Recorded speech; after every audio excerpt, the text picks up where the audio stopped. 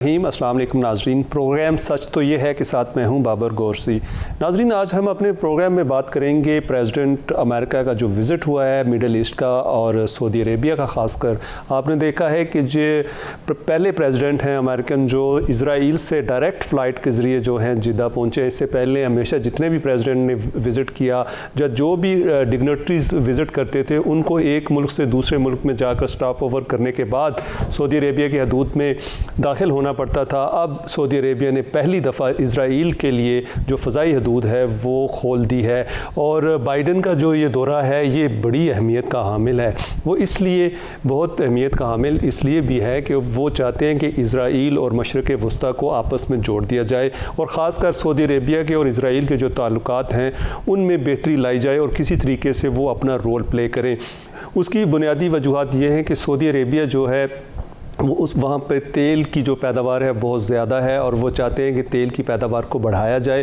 اگر سعودی عربیہ تیل کی پیداوار کو بڑھا دیتا ہے تو اس سے یہ ہوگا کہ جو اس وقت آئل پرائسز ہیں وہ نیچے آنا شروع ہو جائیں گی، اور اس کے علاوہ مشرق وسطیٰ کے بہت سے مسائل بھی ہیں جو کہ بائیڈن حل کرنا چاہتے ہیں۔ پریزیڈنٹ امریکہ چاہتے ہیں کہ کسی طریقے سے یہ کریڈٹ مجھے مل جائے، اور اس کے لیے آپ دیکھ سکتے ہیں کہ انہوں نے یمن پیس پروسیس بھی سٹارٹ کیا، وہاں پر بھی انہوں نے اپنا خصوصی نمائندہ لگایا اور اس کی بھی اچھی پروگریس ہے۔ اس کے ساتھ ساتھ سیریا کا مسئلہ ہے، عراق کا مسئلہ ہے، ایران نیوکلیئر ڈیل کی جب بات کی جاتی ہے تو اس پہ بھی ان کو تحفظات ہیں۔ وہ چاہتے ہیں کہ کسی طریقے سے اس ڈیل کو بھی مکمل کیا جائے، اور جو ایران وعدے کرتا رہا ہے تو اس کو بھی پورا کرے۔ تو دوسری طرف ایران کہتا ہے کہ ہم تو وعدے پورے کرتے ہیں، جو نیوکلیئر ایجنسی ہے وہ اپنے وعدے پورے نہیں کرتی۔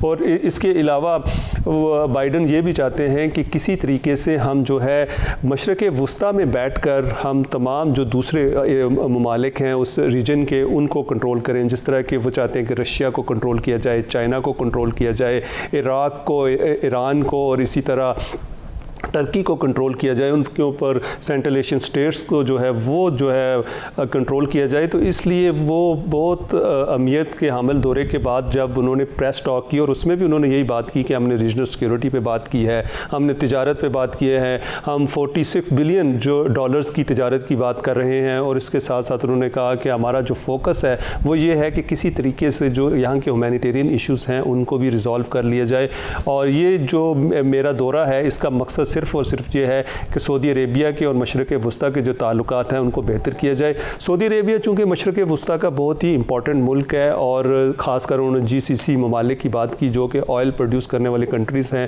اس میں بھی سعودی عربیہ کا بہت اہم کردار ہے۔ اور اس کے ساتھ ساتھ ہم یہ بھی جاننے کی کوشش کریں گے اپنے مہمانوں سے کہ جو پاکستان ہے اس کے اوپر اس دورے کے کیا امپیکٹ آئیں گے، اور کیا جو ہمیشہ سعودی عربیہ جب بھی پاکستان کو کوئی مشکل ٹائم آتا ہے تو اس کی مدد کرتا ہے، تو کیا پاکستان اور امریکہ کے تعلقات کو بہتر کرنے میں سعودی عربیہ اپنا کوئی کردار ادا کر سکے گا۔ اس پر بات کرنے کے لیے ہمارے ساتھ موجود ہیں لیفٹیننٹ جنرل ریٹائرڈ نعیم خالد لودھی صاحب، دفاعی تجزیہ کار ہیں، سابق آپ نے دیکھا کور کمانڈر، اور اس کے ساتھ ساتھ سیکرٹری ڈیفنس بھی رہے۔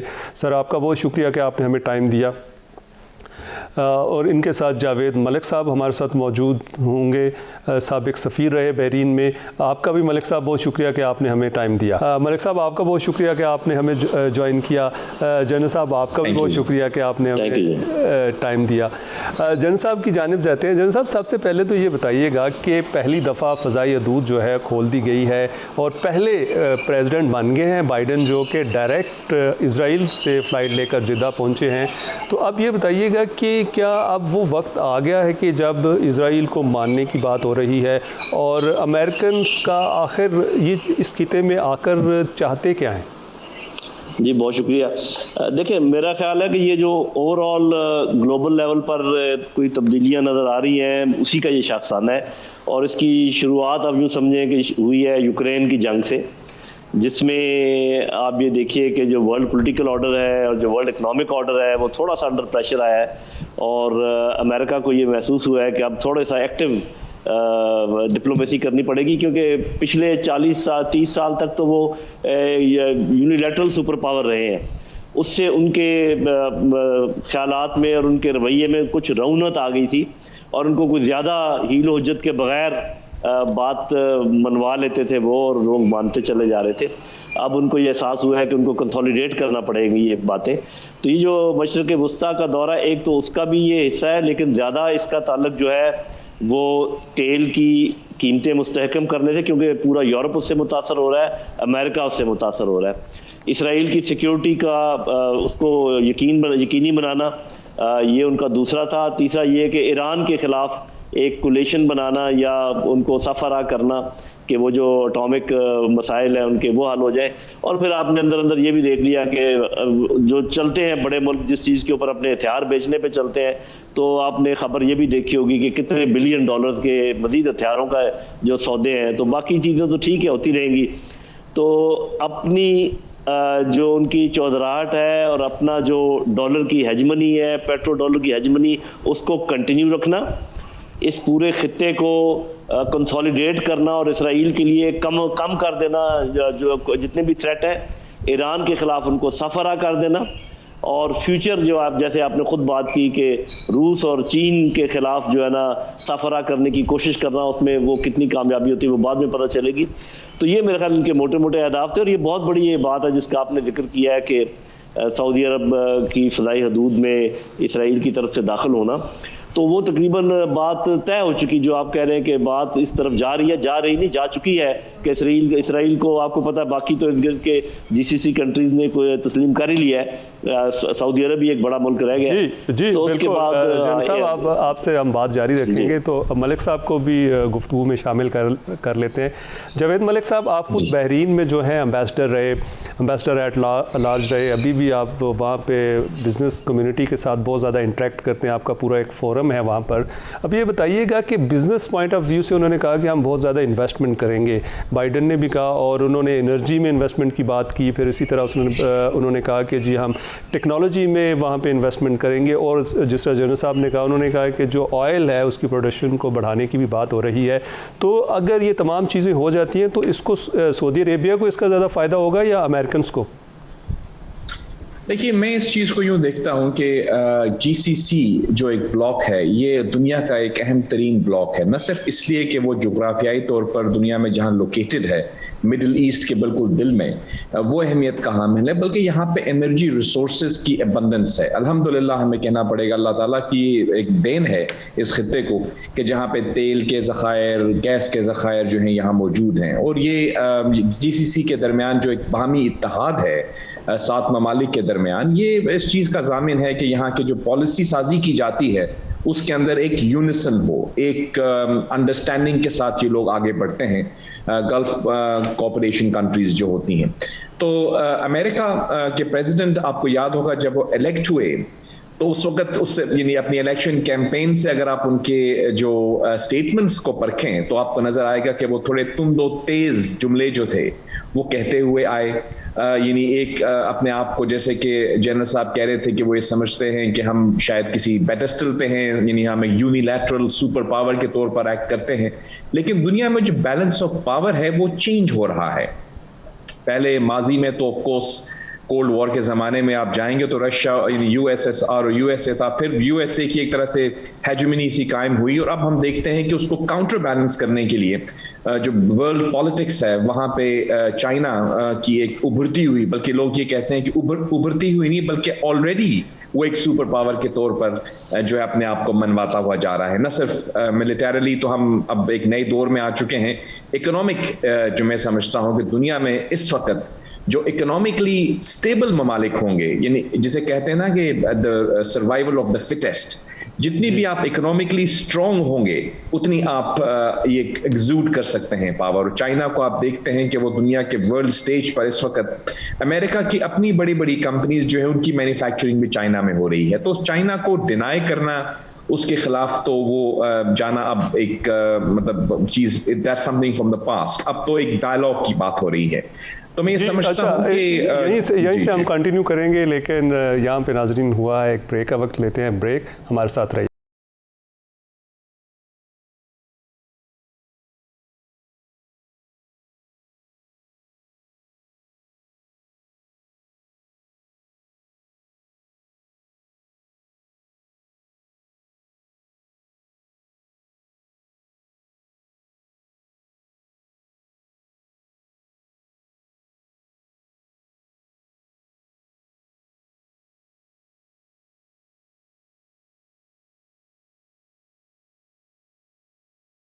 वेलकम बैक नाज़रीन, आपको प्रोग्राम में दोबारा खुश आमदीद कहते हैं। आज हम बात कर रहे हैं अपने प्रोग्राम में जो अमेरिकन प्रेसिडेंट जो बाइडन है, उन्होंने मशरिक़ वस्ता और ख़ासकर जो सऊदी अरेबिया का दौरा किया, तो उस हवाले से गुफ्तगू कर रहे हैं। हमारे साथ जावेद मलिक साहब मौजूद हैं, साबिक़ सफ़ीर हैं, और उनके साथ जनरल नईम खालिद लोधी साहब मौजूद हैं, साबिक़ सेक्रेटरी डिफेंस और दिफाई तज्ज़ियाकार हैं। आप दोनों का बहुत शुक्रिया सर। तो मैं जनरल साहब की जानिब चाहूँगा। जनरल साहब, ये बताइएगा कि जावेद मलिक साहब ने बहुत अच्छे तरीके से चीज़ों को बताया और आप उसमें सर भी हिला रहे थे उस वक्त जब वो गुफ्तगू कर रहे थे। तो सर ये बताइएगा कि अब जो जिस तरह आपने भी पॉइंट्स उठाए कि रशिया, चाइना, ईरान और इसी तरह टर्की वगैरह को कंट्रोल करने के लिए अब ये जो विज़िट हुआ है प्रेसिडेंट बाइडन का, इसके विज़िट में और जो प्रेसिडेंट ट्रंप ने पहले विज़िट किया था, इसमें कोई फ़र्क नज़र आता है? और क्या दोनों की पॉलिसीज़ टूवर्ड्स मिडल ईस्ट और इसी तरह जो दूसरे ममालिक जैसे चाइना, रशिया और टर्की के लिए सेम है या इनमें कोई फ़र्क है? ये मतलब जो मेरी यादाश्त है वो तो यही बताती है कि फ़र्क है। और फ़र्क ये है कि जब ट्रंप आए थे तो उस वक्त तक पूरा खुमार उतरा नहीं था यूनिलैटरल पावर का। अब जब ये तशरीफ़ लाए तो वो खुमार बड़ी हद तक उतर चुका है, और बड़े अच्छे तरीके से मेरे भाई ने एक्सप्लेन किया, एक्सीलेंसी ने, कि अब वो थोड़ा सा और रियलिटी की तरफ आ रहे हैं क्योंकि चीन अपनी जगह बना चुका है। तो उस लिहाज से फ़र्क है। इस दफ़ा ज़्यादा मुफाहमती लहजा है उनका, आपने नोट किया होगा। और उस वक्त तो ट्रंप ने निकलने से पहले कहा था कि ये अरब तो 7 दिन नहीं हमारे बगैर रह सकते, और ये ऐलान करने के बाद वो यहाँ तशरीफ़ लाए थे। और बड़े बड़े वो अपने टैंकों की तस्वीरें और जहाज़ों की तस्वीरें साथ थी, इतने बिलियन का वो उसमें एक रौनक झलकती थी। आज ऐसा नहीं है। आज थोड़ा सा मफाहमती माहौल है, क्योंकि ठीक है अभी भी वो बड़ी पावर है, सुपर पावर है, वो सब कुछ है।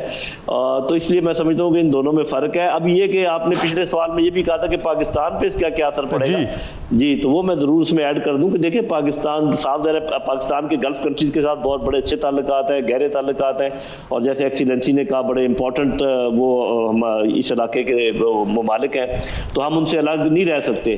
तो अगर मिसाल के तौर पर सऊदी अरब भी इसराइल की तरफ राग़िब हो जाता है तो हमारे लिए बहुत मुश्किल हो जाएगा कि हम फिर अपने आप को लग रहे हैं, हमें अपनी राय आमा को हमवार करना पड़े। हमारा प्रॉब्लम ये नहीं है कि जी हम उनको तस्लीम करें या ना करें, क्योंकि सबसे बड़ा ये जनरल साहब, ये सवाल मैं आपसे पूछ लेता हूँ प्रोग्राम की वसात से। अगर हम इस इजराइल को मान लेते हैं, तस्लीम कर लेते हैं, तो उसके नुकसानात क्या हैं? और फिर फ़लस्तीन का जो मसला है उस हवाले से भी आप कुछ कहेंगे इसके बाद? क्या वो कमज़ोर होगा और क्या समझते हैं कि ये कोई सलूशन निकाल लेंगे? देखिए बात ये है कि मैं ये बात कहने वाला था कि हमारा सबसे बड़ा दुश्मन तो इस वक्त भी हमें पता है कि भारत है। उसके साथ हमारे ताल्लुकात हैं या नहीं? बस आजकल ठीक है सफ़ीर वापस बुलाए हुए, सफारत खाना है, सफारती ताल्लुकात हैं हमारा ये। और वो हम अपने अब जो प्रिंसिपल स्टांस है फ़लस्तीन के मुतालिक कि जी 2 ममालिक होने चाहिए वहाँ पर, वो निज़ाम वहाँ चलना चाहिए, उस पर कायम रहते हुए भी हम इसराइल के साथ अपने ताल्लुकात इस्तेमाल कर सकते हैं। लेकिन क्यों नहीं कर पा रहे? उसकी मेन वजह है हमारी राय आमा। हम एक जमहूरी मुल्क है और जो अक्सरियत अवाम की चाहती है उसके खिलाफ चलना बहुत मुश्किल है। गलती हमसे ये हो रही है, हमारी हुकूमतों से जो भी कोशिश करना चाहती हैं इसराइल को तस्लीम करने के लिए, वो पहले तस्लीम करने की बात करते हैं, बाद में आके अपने लोगों को बताते हैं भाई आप पहले डिस्कस करें, अपने यहाँ पर पार्लियामेंट में डिस्कस करें, आप लोगों में ये बात लेकर जाएं, उनको कन्विंस करने की कोशिश करें, उसके बाद जो है ना ये सेकंड उसमें बिल्कुल पार्लियामेंट में लेके जाएं, लोगों में जाएं, ताकि उसकी राह हमवार करें और फिर ये चीज़ें करें। जावेद मलिक साहब की जानिब जाते हैं। एक्सीलेंसी, अब ये बताइएगा कि आप चूँकि वहाँ एम्बेसडर भी रहे, आप वहीं पे ज़्यादा वक्त भी गुजारते हैं, अरबों की सोच क्या है इजराइल के बारे में? और अगर उसको तस्लीम कर लिया जाता है, कोई रिएक्शन आएगा या क्या होगा? और इसका अगर वो मान लेते हैं, तस्लीम कर लेते हैं, तो यकीनन फ़लस्तीन के इशू को फ़ायदा होगा।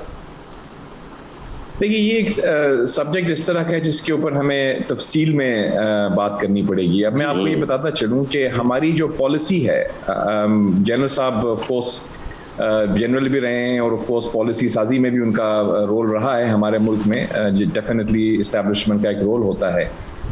हमारी एक ट्रेजेडी जो है वो ये है कि हमने पॉलिसी साजी जो है वो कभी कभी हम इमोशंस पे करते हैं। यानी हम देखें सफारतकारी के अंदर बहुत ज़रूरी है कि आप रैशनल थिंकिंग को लेकर आएँ। यानी एक आपका दिलो दिमाग के अंदर जो تضاد ہوتا ہے, کبھی کبھی وہ جھلک جاتا ہے ہماری پالیسیز میں, اور ہم انکنسسٹنٹ رہتے ہیں.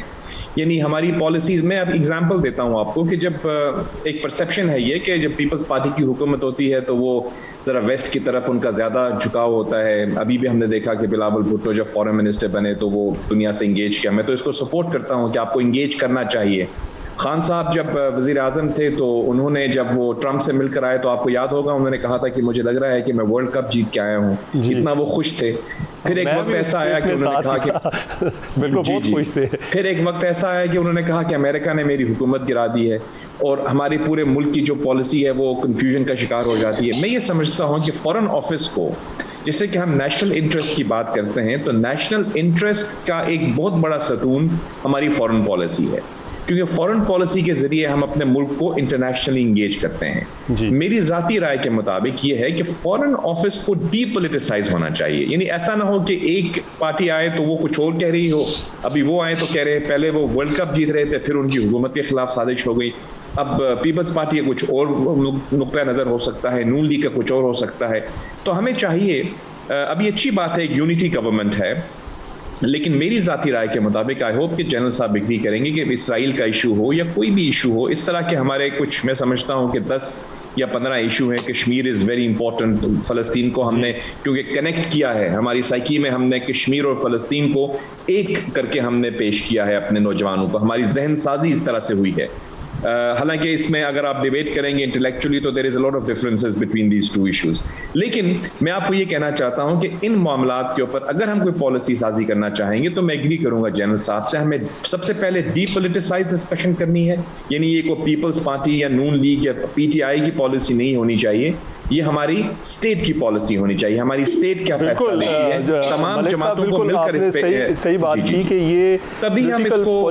میں ایک منٹ آپ سے چاہوں گا. جی, پھر کہا جا رہا ہے کہ بریک کا وقت ہوا ہے تو اس لیے ہمیں بریک لینی پڑے گی. لیتے ہیں بریک ناظرین, اور بریک سے جب واپس آئیں گے تو پہلے تو ہم جنرل صاحب کی جانب چلے گئے, اس دفعہ جاوید ملک صاحب کی ہی جانب جائیں گے. ہمارے ساتھ رہیے.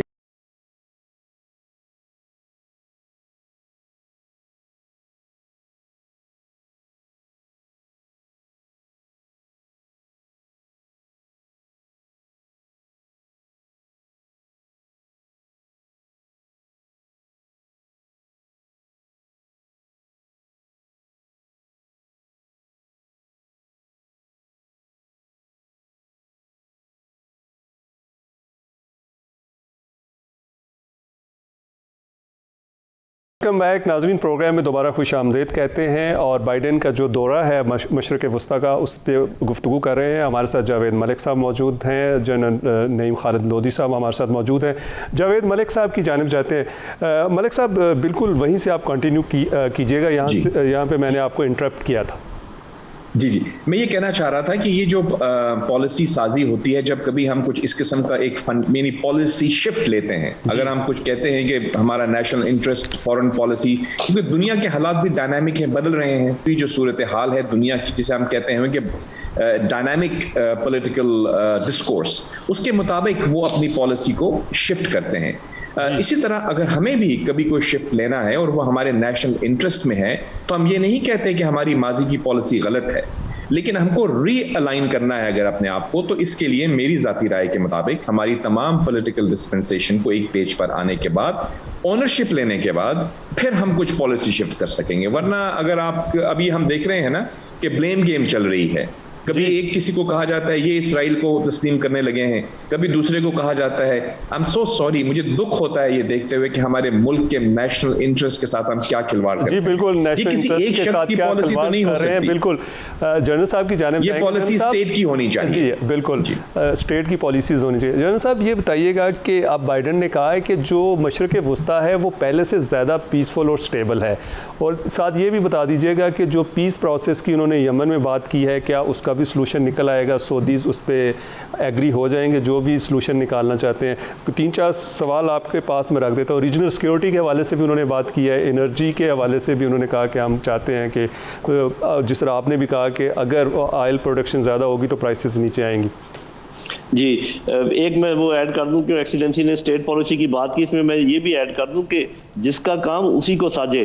یہ اگر کوئی فوجی یہ سمجھے کہ مجھے سارا پتہ ہے کہ تعلقات کیسے بنائے جاتے ہیں بین الاقوامی سطح کے اوپر، اور وہ اس کو پش کرنے کی کوشش کرے تو وہ غلطی ہوگی. ابھی دیکھیے کتنے سلجھے ہوئے انداز میں جاوید صاحب بتا رہے ہیں کہ کیسے تعلقات ہوتے ہیں اور کس طریقے سے کیے جاتے ہیں. تو میں سمجھتا ہوں کہ بہت ذہین اور فتین لوگ موجود ہیں ہمارے فارن آفس میں. ان کو کہا جائے کہ آپ ہمیں سجیسٹ کیجئے کہ کیا کریں، اس کے مطابق پھر آپ ڈیبیٹ کریں اور آگے چلیں. اچھا جو آپ بات کر رہے ہیں، دیکھیں بالکل وہ یمن والا مسئلہ بھی حل ہو سکتا ہے، اس لیے کہ ابھی یکسوئی پیدا کرنی ہے امریکہ نے 2-3 چیزوں کے اوپر. ایک تو خیر وہ آئل کو آپ چھوڑ دیں، اپنا جو ان کی تجارت ہے یہ ان کو ہم ذرا لوور لیول پہ لے جاتے ہیں جی. انہوں نے یہ انشور کرنا ہے کہ یہ پورا بلاک ایک تو اسرائیل کے لیے کوئی خطرہ نہ ہو، اور دوسرا یہ کہ یہ پورا کا پورا بلاک ابھی اپنی انرجیز ڈائیورٹ کر دے، اپنی جو اینیموسٹی جو ہے، جو اپنا انہوں نے دشمنی ہے، وہ ایران کی طرف کر دے. اور دوسرا یہ ہے کہ یہ ان کو ہم کسی نہ کسی طریقے سے دور رکھیں روس اور چین سے.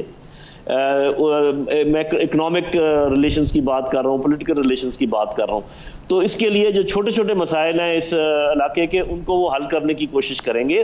اگر قطر اور یو اے ای کے درمیان یا سعودی عرب کے درمیان کوئی مسئلہ ہے وہ حل ہونے کے امکانات بڑھ جائیں گے.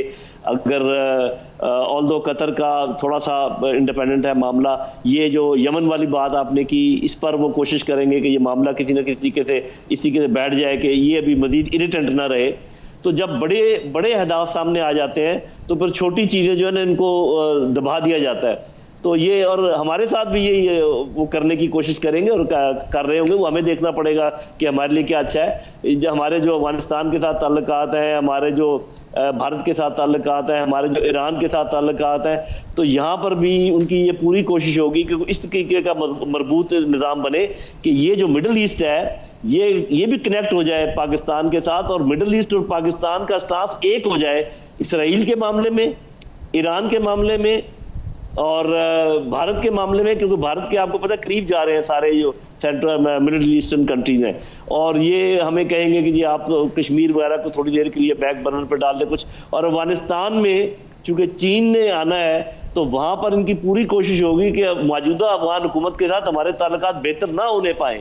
تو یہ ساری چیزیں نظر آتی ہیں، ہمیں ان کے مطابق اپنا دیکھنا پڑے گا کہ بالکل اپنا دیکھنا پڑے گا. مشکل وقت ہمارے لیے بھی آ رہا ہے جی، مشکل وقت آ رہا ہے. تو جاوید ملک صاحب یہ فرمائیے گا کہ کیا سعودیز جو ہیں کوئی ہمارے اور یو ایس اے کے جو ریلیشنز ہیں ان کو بہتر کرنے میں کوئی رول پلے کر سکتے ہیں اور بھارت پہ بھی کوئی دباؤ ڈال سکتے ہیں؟